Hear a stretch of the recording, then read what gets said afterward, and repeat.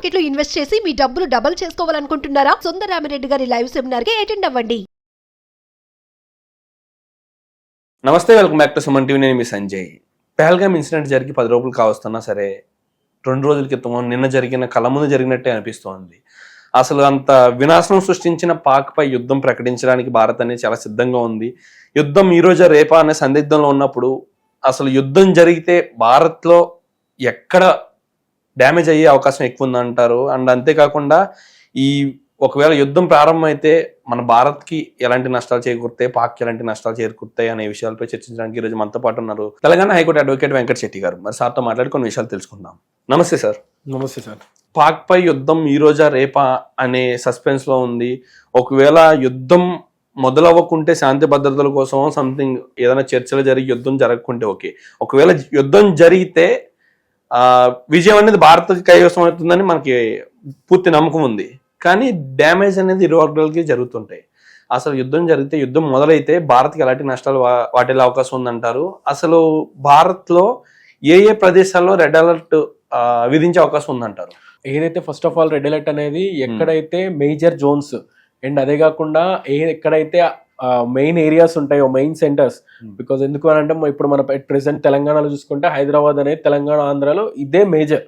So ఏదైతే ఇట్లాంటి crowd ఉన్న ఏరియాస్ అండ్ క్రౌడ్ ఉన్న ప్లేసెస్ వాళ్ళు చూసుకొని టార్గెట్ చేసుకుంటారు అనమాట. నార్మల్ గా చూసుకుంటే మనం నార్మల్ గా చాలా మంది ఏమనుకుంటారంటే యుద్ధం అనగానే బార్డర్స్ లోనే జరుగుతాయేమో, అండ్ అదే కాకుండా ఎక్కడైతే జమ్మూ కాశ్మీర్ లో పైల్గామ్ ఏరియాస్ లో కానీ లేదైతే ఆ నియర్ బై ఏరియాస్ లో వేస్తే ఏమో, ఏదైతే మన అనుభవం గురించి మాట్లాడుకున్నా అక్కడే వేస్తారేమో అనుకుంటారు చాలా మంది.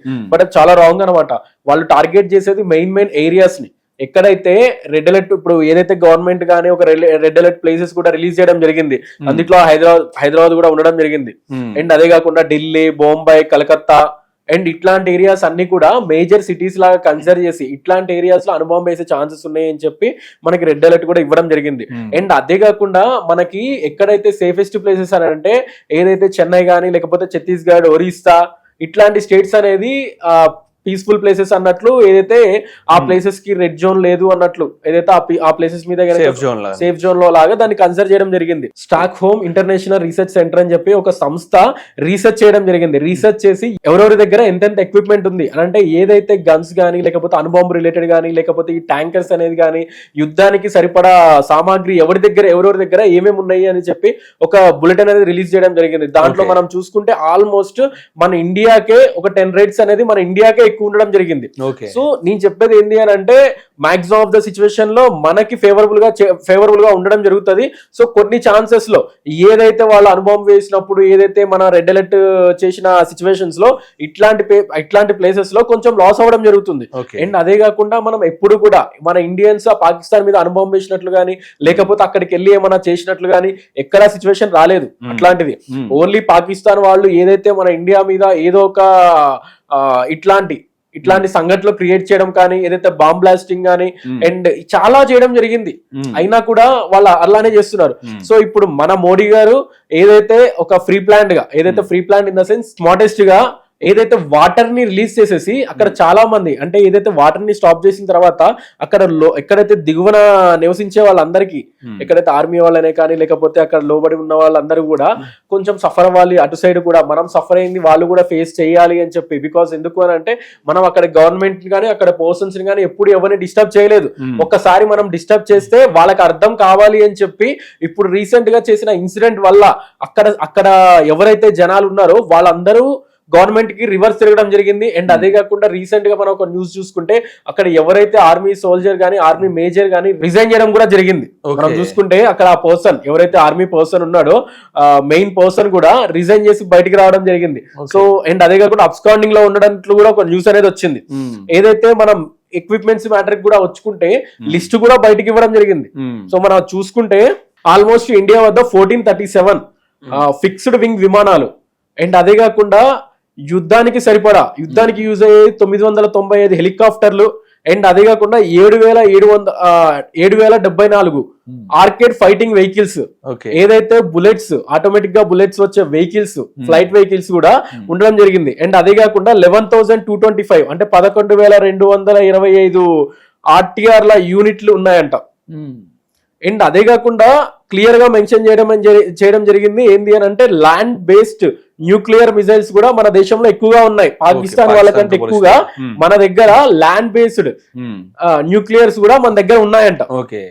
అండ్ పాకిస్తాన్ చూసుకుంటే ఆల్మోస్ట్ 6.6 lakhs సైనిక సిబ్బంది చూసుకుంటే 6.6 lakhs సైనిక సిబ్బంది ఉన్నారు. మన దగ్గర 14.75 lakhs మెంబర్స్ ఉన్నారు. ఎవరైతే సోల్జర్స్ గానీ లేకపోతే అందుట్లోనే ఇంటెలిజెన్స్ డిపార్ట్మెంట్స్ ఎవరైతే ఉన్నారో పారామిలిటరీ పోలీసులు అంటారు కదా, వాళ్ళు కూడా 16.6 మెంబర్స్ ఉన్నారు. 60% మనకే ఎక్కువ ఉన్నారు. అంటే 14.75 lakhs military persons, paramilitary 16.75 lakhs. ఇక్కడ ఓన్లీ 6.6 lakhs ఓన్లీ అక్కడ ఉన్న మిలిటరీయే. అంటే మన భారతదేశంలో ఉన్న ఆర్మీ మెంబర్స్ లో చూసుకుంటే వాళ్ళ దాంట్లో కనీసం చాలా తక్కువ మెంబర్స్ ఉన్నారు. అంటే ఈవెన్ మెయిన్ సోల్జర్స్, ఎవరైతే మెయిన్ ఆర్మీ పర్సన్స్ ఉన్నారో వాళ్ళ దాంట్లో సగానికి కూడా లేరు ఇల్లు. మన దాంట్లో 14 lakhs ఉంటే వాళ్ళ దాంట్లో 6.6 lakhs, అంటే చాలా తక్కువ మంది ఉన్నారు. అండ్ అదే కాకుండా 812 యుద్ధ విమానాలు. అండ్ మన దగ్గర యుద్ధ విమానాలు చూసుకుంటే ఆల్మోస్ట్ 1437, అంటే 1437 ఫిక్స్డ్ విమానాలు, 995 హెలికాప్టర్లు. కానీ వీళ్ళ దగ్గర ఓన్లీ 322 హెలికాప్టర్లు అండ్ అదే కాకుండా 6137 ఏఎఫ్లు అండ్ 4619 ఆర్టిలరీ యూనిట్లు ఉన్నాయి. అంతే. అంటే మన దగ్గర ఉన్న ఎక్విప్మెంట్స్ గానీ, ఏదైతే యుద్ధానికి సరిపడా ఎక్విప్మెంట్స్ గానీ, లేకపోతే అణుబాంబులైనా కానీ, లేకపోతే పర్సన్స్ అయినా కానీ, ఎవరైతే ఆర్మీ వాళ్ళు ఉంటారు కదా, ఈ ఆర్మీ సోల్జర్స్ లో చాలా వాళ్ళ దగ్గర ఉన్నది చాలా తక్కువ మంది. సో ఇక్కడ ఏంది అని అంటే ఎవరైతే నార్మల్ పర్సన్స్ ఉంటారో, అంటే ఎవరైతే ఆ జిహాదీకి ఉంటారో ఆ లోపల పెట్టేసుకొని వాళ్ళ ఒక యూనిట్ గా డెవలప్ అయ్యి వాళ్ళ జంప్ అయ్యాలి అని చెప్పి టార్గెట్ పెట్టుకున్న వాళ్ళు ప్రైవేట్ పర్సన్స్ చాలా మంది ఉంటారు అక్కడ. అండ్ ఏదైతే మెయిన్ సోల్జర్స్ అనేది చాలా తక్కువ. అండ్ వీళ్ళు రిమైనింగ్ పర్సన్స్ కూడా ఎలా అంటే మన ఇండియాలోకి రావడం. సో ఇక్కడ అందుకే చెప్తారు నార్మల్ గా లీగల్ గా నువ్వు ఒక పర్సన్ ని రెంట్ కు తీసుకుంటున్నా, నీ దగ్గర రెంట్ కి ఉంటుండు అన్నా, అండ్ అదే కాకుండా నువ్వు ఒకవేళ ఎంప్లాయ్ గా నీ దగ్గర జాయిన్ చేయించుకోవాలి అన్నా కూడా నువ్వు ప్రాపర్ గా డీటెయిల్స్ లేకుండా జాయిన్ చేయించుకున్నా కానీ, ఆ ఎంప్లాయ్ నీ దగ్గర జాయిన్ చేయించుకున్నా, లేకపోతే నువ్వేమైనా రూమ్ రెంట్ కి ఇచ్చినా కూడా కంపల్సరీ ఓనర్ ని కూడా ఇట్లాంటి సిచ్యువేషన్స్ లో సఫర్ అవ్వాల్సి వస్తుంది. అండ్ సార్ ఇక్కడ యుద్ధం జరిగితే ఇరు వర్గాలకి కూడా నష్టం జరిగే అవకాశం ఉంది. అయితే విజయం అనేది ముమ్మాటికి భారత్కే దక్కే అవకాశం కనిపిస్తుంది. కానీ మీరు అన్నట్టుగా అక్కడ మిలిటరీ పర్సన్స్ తో పోల్చుకుంటే ఎక్కువగా ఉగ్రవాదులు ఎక్కువ ఉన్నారని మీరు అంటూ ఉన్నారు బార్డర్లో. కానీ అదే ఉగ్రవాదులు మన భారత్ లో కూడా ఉన్నారు. స్లీపర్ సెల్స్ రూపంలో కానీ, లేకపోతే యాక్టివ్ సెల్స్ రూపంలో కానీ, సంథింగ్ ప్రైమ్ ఏరియాస్ లో కొంతమంది ఉండే అవకాశం ఉంది అంటున్నారు. అసలు బార్డర్ దాటి వాళ్ళు లోపలికి వచ్చే అవకాశం ఏంటంటారు మార్గం అసలు లోపల రావడానికి? సార్ ఇక్కడ ఏంది అని అంటే మన హైదరాబాద్ లో చూసుకుంటే రీసెంట్ గా రిలీజ్ చేసిన న్యూస్ చూసుకుంటే చాలా మంది ఇట్లా పాకిస్తాన్ నుంచి వచ్చి ఇక్కడ సెటిల్ అయిన వాళ్ళు ఉన్నారు. సో వాళ్ళందరినీ తిరిగి పంపించేస్తున్నాం. అండ్ ఢిల్లీలో గానీ, కాశ్మీర్ లో గానీ, అటు సైడ్ ఉన్న వాళ్ళందరినీ కూడా, ఎక్కడైతే శ్రీనగర్ లో గానీ అక్కడ ఉన్న వాళ్ళందరినీ కూడా మేము తిరిగి పాకిస్తాన్ కి పంపించేస్తున్నాం అని చెప్పి ఒక న్యూస్ కూడా వచ్చింది. వీళ్ళు ఏంది అని అంటే ఒక ఫేక్ గా ఇండియాలోకి రావడం, ఇక్కడ దిగడం. అండ్ అదే కాకుండా వీళ్ళకి ఎవరైతే సపోర్ట్ చేస్తుర్రో, వీళ్ళు ఇక్కడ ఫేక్ గా ఇడికి వచ్చిన తర్వాత ఇక్కడ ఎవరో ఒకరు సపోర్ట్ చేయబట్టే కదా వాళ్ళు ఇడికి వచ్చేది. సో ఇక్కడ ఎవరైతే సపోర్ట్ చేస్తుర్రో, అండ్ అదే కాకుండా వాళ్ళకి సోర్స్ ఆఫ్ ఇన్కమ్ ఎట్లా వస్తుంది, అండ్ కొన్ని ఫౌండేషన్స్ కానీ, కొన్ని ట్రస్ట్లు కానీ హిందూ పేరిజం తో పెట్టేసి వాళ్ళ దగ్గర నుంచి అమౌంట్ కలెక్ట్ చేసుకొని, ఈ అమౌంట్ అనేది ఇట్లా వీళ్ళకి ఉగ్రవాదులకి, టెర్రరిస్టులకి గినక డైవర్ట్ చేస్తున్న సొసైటీలు కూడా చాలా ఉంటాయి, ట్రస్ట్లు కూడా చాలా ఉంటాయి. అట్లాంటి ట్రస్ట్లు చాలా వరకు ఏదైతే వాళ్ళని కూడా పిలిపించి ఇన్వెస్టిగేషన్ చేయడం కానీ, అండ్ అదే కాకుండా ఆ ట్రస్ట్ రిలేటెడ్ మెంబర్స్ అందరినీ కూడా నువ్వే ఫండ్స్ అన్ని ఎక్కడ డీవియేషన్ అయినాయి, ఎలా డీవియేషన్ అయినాయి, అండ్ నీ ఇన్వాల్వ్మెంట్ దాంట్లో ఉంది అని అంటే నిన్ను కూడా కంపల్సరీ లైఫ్ టైం ఇంప్రెజన్ పడే ఛాన్సెస్ ఉండే. అండ్ అదే కాకుండా డెత్ పనిష్మెంట్ కంపల్సరీ. అంటే ఆశ్రయం ఇచ్చిన వాళ్ళకి కూడా, ఆశ్రయం ఇచ్చిన వాళ్ళకైనా కానీ, నువ్వు మనీ పరంగా వాళ్ళకి హెల్ప్ చేసినా కానీ డెత్ పనిష్మెంట్ అయితే కంపల్సరీ. భవిష్యత్తులో యుద్ధ వాతావరణం అనేది నెలకొంటే ప్రజలు ఏ విధమైన జాగ్రత్తలు తీసుకోవాలంటారు? ఏ ప్లేసెస్ లో సేఫ్ గా ఉంటారంటారు? ఏ ప్లేసెస్ లో సేఫ్ గా ఉంటారు అని అంటే ఫస్ట్ ఆఫ్ ఆల్ ఏంటంటే క్రౌడ్ గా ఉన్న ప్లేసెస్ కి దూరంగా ఉండాలి. సో ఎందుకంటే రీసెంట్ గా మనం చాలా న్యూసెస్ చూస్తుంటాం. అండ్ అదే కాకుండా ప్రీవియస్ గా అప్పట్లో కూడా ఏదైతే కోనార్క్ థియేటర్ దగ్గర కానీ, లేకపోతే ఇక్కడ కోటిలో అయిన ఇన్సిడెంట్ గానీ చూసుకుంటే చాలా మంది సఫర్ అయిపోయారు. చాలా మంది క్రౌడ్ ఏరియాస్ కొంచెం జర తక్కువ ఉంటే బెటర్.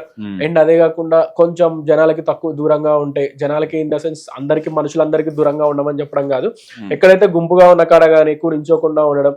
అండ్ అట్లాంటి సిచ్యువేషన్స్ లో కానీ ఫస్ట్ ఆఫ్ ఆల్ ఏంటి అంటే అందరినీ నమ్మి దగ్గర తీసుకోవద్దు. బికాజ్ ఎందుకు అని అంటే వాడికి పరిచయం అయిండు అని అంటే వాడు ఎవ్వడు, ఉమ్, బికాస్ ఎవడైనా కావచ్చు, టెర్రరిస్టే కావచ్చు వాడు. ఉమ్, సో ఇట్లాంటి సిచ్యువేషన్ ఏంది అని అంటే ఇట్లా ఇవన్నీ చూసుకోవాలి సార్, బికాస్ అయ్యే సిచ్యువేషన్ ఎట్లాగో అయితేనే ఉంటది. సో మనం నార్మల్ గా చూసుకుంటే ఎక్కడో అక్కడ యుద్ధం జరుగుతుందేమో, మనం ఇక్కడ సేఫ్ జోన్ లో ఉండాలి అని ఆలోచిస్తూ ఉంటున్నాం కానీ, ఎక్కడైతే అణుబాంబులు వేలుస్తున్నామో ఇవన్నీ ఆలోచిస్తున్నాం కానీ, ఫస్ట్ ఆఫ్ ఆల్ మనం ఆలోచించాల్సింది ఏంది అని అంటే మన ఏరియాలో ఉన్న స్లీపర్ సెల్స్, అంటే ఎవరైతే పాకిస్తాన్ వాళ్ళు ఇక్కడికి వచ్చి ఇండియన్స్ ముసుగులో ఉన్నారో వాళ్ళు ఏ టైంలో అయినా క్రియేట్ చేయొచ్చు. yes, సో అందుకే మన గవర్నమెంట్ కానీ ఎవరైనా కానీ వాళ్ళని బయటికి లాగడం జరుగుతుంది. అండ్ అదే కాకుండా ఇక్కడ నుంచి మళ్ళీ వాళ్ళు పాకిస్తాన్ కి పంపించడం జరుగుతుంది. బికాస్ ఏ టైంలో అయినా వాళ్ళు బయటికి రావచ్చు, ఏ టైంలో అయినా క్రియేట్ చేయొచ్చు రచ్చ అనేది. సిటిజన్ ముసుగులో సో సిటిజన్, మన ఇండియన్ సిటిజన్ ముసుగులో ఉన్నారు కదా, వాళ్ళు ఏ టైంలో అయినా ముసుగు తీసిరు అనుకోండి, సో చాలా మంది సఫర్ అవ్వాల్సి వస్తుంది.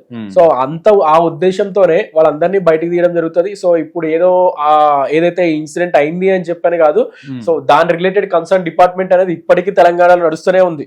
ఏదైతే ఎన్ఐఏ కానీ లేకపోతే రిలేటెడ్ క్రైమ్ బ్రాంచ్ కానీ, సో ఈ డిపార్ట్మెంట్స్ అన్ని కూడా ఎప్పటికప్పుడు వాళ్ళ దగ్గర డేటా ఉంటుంది, ఎప్పటికప్పుడు వాళ్ళు బ్యాక్ ఎండ్ లో నుంచి నడుస్తూనే ఉంది. సో ఇప్పుడు వచ్చింది కదా అని చెప్పి చేసేది కాదు ఇదంతా. Absolutely sir, thank you sir, thank you very much sir.